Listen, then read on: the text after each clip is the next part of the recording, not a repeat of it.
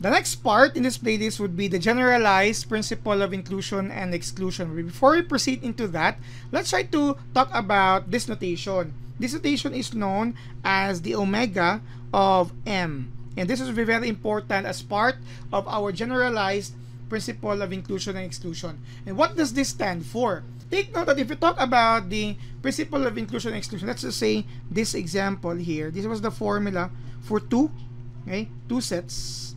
We have here the cardinality of A plus cardinality of B minus their intersection. Okay. These items here, or each of these sets, or the cardinal talks about having the same property. How many of the elements having the same property? Say for example, if A is a set of numbers divisible by 2 and B with the numbers divisible by 3.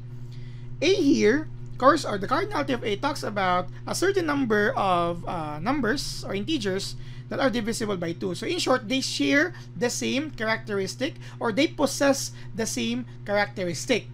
Similarly here, for B, all of the items here share the same characteristic or possess the same characteristic, being numbers that are divisible by 3.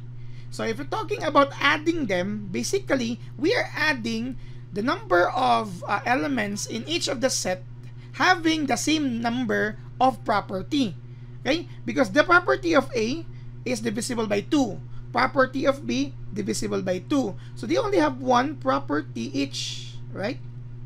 So if we're talking about the portion of the formula which talks about these two, we're just adding, okay, all numbers having the same number of property. So one property.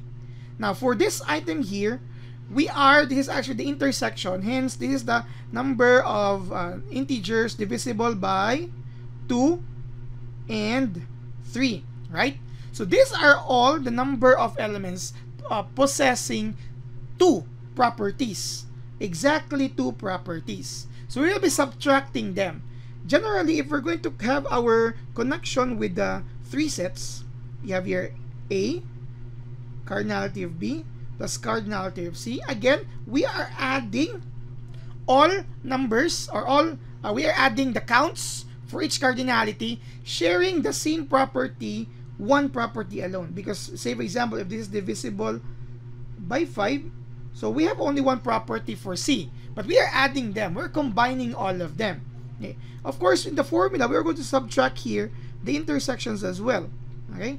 A intersection C and B intersection C. So we are also going to subtract the sum. You can actually have it like this: minus, okay, add, right?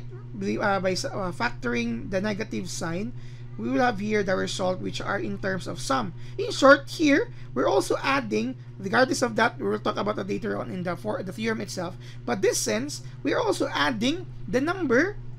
Okay, we are adding the number of the cardinality for each set having exactly two properties. Here we have two properties, A and B, two properties A and C, B and C. And of course, if we have the third one, we'll be also adding a certain set having the property of 3. Okay, so how does this connect to the illustration of omega sub m?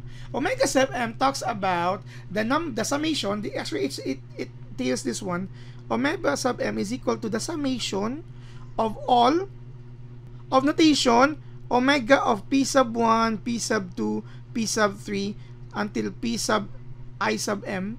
Okay, so I sub 1, I sub 2, I sub 3. Okay, equal to that. And what does this correspond to? The omega of p sub 1, meaning just alone p sub 1. Let's just simply have p sub 1 because our I here would be where our I sub 1, I sub 2, okay, this is a set rather, I sub 3 until your I sub m is anchored on, okay, 1, 2, 3 until q, where m is between 1 and the value of your q. So what does this tell us? We are just going to take the summation of your omega sub containing considering specific properties.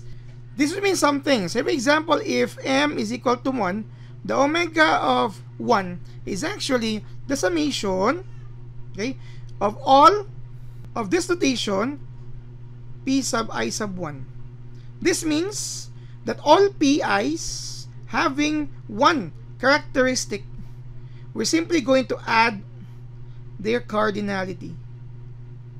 Okay? This corresponds to the first set here, this one here, where we add all of those cardinalities sharing the first one characteristic. Okay, so that's W sub 1. Okay? Omega sub 1. That means we're going to add all the cardinality of sets having the same one characteristic. If m is equal to 2, okay, so your omega of 2 is a summation of your omegas for your p I sub 1 and p I sub 2. Okay, this means for all p sub i's sharing two character, because we have here p sub I sub 1, okay, there are two of them, right? Stands for intersection as well. So we have two characteristics. We're going to add all of them as well.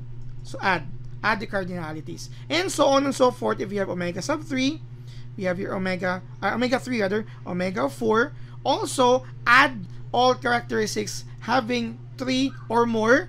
So that would mean for omega of m, so we're going to add the cardinality for m characteristics depending on how many sets do you have. Okay, so I don't worry about the minus here, because in our generalized form later on, there is a formula involving the omegas.